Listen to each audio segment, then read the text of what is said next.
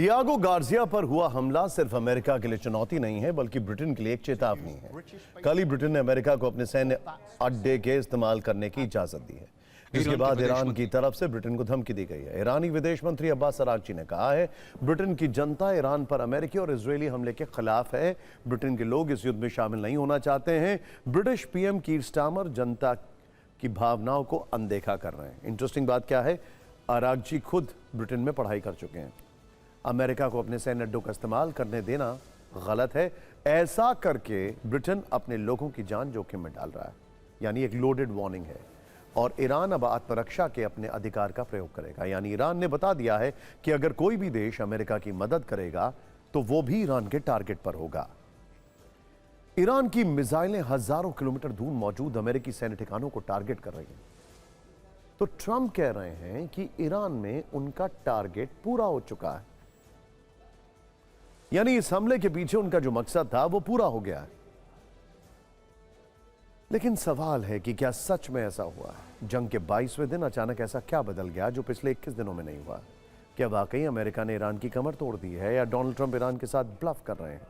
क्योंकि media reports तो ये बता रही हैं कि अमेरिकी सेना इस वक्त ऑपरेशन को खत्म नहीं बल्कि अगले स्तर पर ले जाने की तैयारी कर रही है, यानी एयर स्ट्राइक से आगे अब ग्राउंड ऑपरेशन की बारी आ सकती है। तो जब पर्दे के पीछे एक बड़े मिशन की तैयारी चल रही है और अमेरिकी राष्ट्रपति कहें कि उनका टारगेट पूरा हो चुका है, बात कुछ हजम नहीं होती। बल्कि सवाल पैदा होते हैं कि यह बयान सच है या फिर उसकी आड़ में बहुत बड़ी साजिश है। इस साजिश की बू डोनाल्ड ट्रंप के ताजा बयान से आई। उन्होंने इस विषय पर social media platform truth social पर एक पोस्ट किया। हम अपने उद्देश्यों को पूरा करने के बहुत करीब पहुंच रहे हैं और अब हम मध्य पूर्व में ईरान के आतंकी शासन के खिलाफ अपने बड़े सैन्य अभियान को धीरे धीरे समाप्त करने पर विचार कर रहे हैं। इसी पोस्ट में ट्रंप ने इस युद्ध के 5 उद्देश्य भी गिनवाए।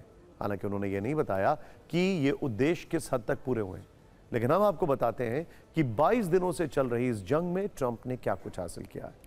ट्रंप के मुताबिक इस पूरे अभियान का पहला और सबसे अहम उद्देश्य था ईरान की मिसाइल क्षमता को पूरी तरह खत्म करना, यानी मिसाइल सिस्टम, लॉन्चर और उससे जुड़ी हर तकनीक को इस हद तक तबाह कर देना कि ईरान दोबारा खड़ा ना हो सके। इसका रियलिटी चेक यह है कि ईरान की मिसाइल क्षमता को नुकसान जरूर पहुंचा है, लेकिन उसके बावजूद ईरानी सेना ने ज्यादा ताकत से हमला किया। दूसरा बड़ा लक्ष्य था ईरान के डिफेंस इंडस्ट्रियल बेस को नष्ट करना। इसका मतलब है कि वो पूरी मशीनरी, फैक्ट्री और सप्लाई चेन को जो ईरान की सैन्य ताकत को खड़ा करती है, उन्हें जड़ से खत्म करना। अभी तक ट्रंप इस लक्ष्य को भी हासिल नहीं कर पाए। ईरान की हथियार मशीनरी बखूबी अपना काम कर रही है। तीसरा मकसद ईरान की नेवी और एयरफोर्स को पूरी तरह खत्म करना, जिसमें एंटी एयरक्राफ्ट सिस्टम भी शामिल है, यानी हवा और समुद्र दोनों मोर्चों पर ईरान को पूरी तरह कमजोर करना।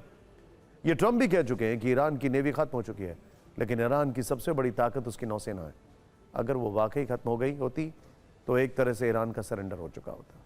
ट्रंप का चौथा लक्ष्य ईरान को कभी भी परमाणु क्षमता हासिल ना करना देना। पिछले हफ्ते ही यह खबर आई कि पिकेक्स माउंटेन की गहराइयों में ईरान का परमाणु बम तैयार हो रहा है।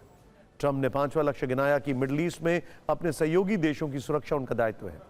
दायित्व तो है, लेकिन उनका निर्वहन नहीं कर पा रहे हैं अमेरिकी राष्ट्रपति।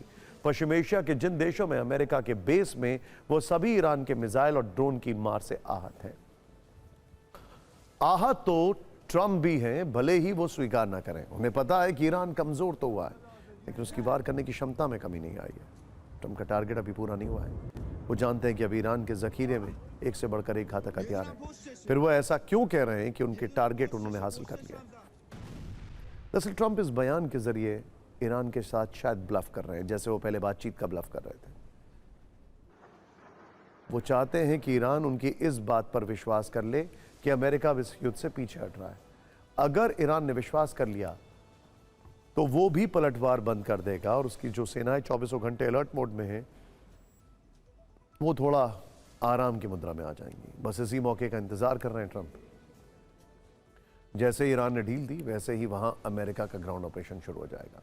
इस बात का इशारा वो 2 दिन पहले भी कर चुके हैं। भले ही आज वो टारगेट पूरा होने का दावा कर रहे हों, लेकिन आप उनका ये बयान सुनिए जब उन्होंने कहा था कि कुछ भी हो जाए अमेरिका सीज़फायर नहीं करेगा। इसका मतलब यही है कि अमेरिका कुछ बड़ा प्लान कर रहा है।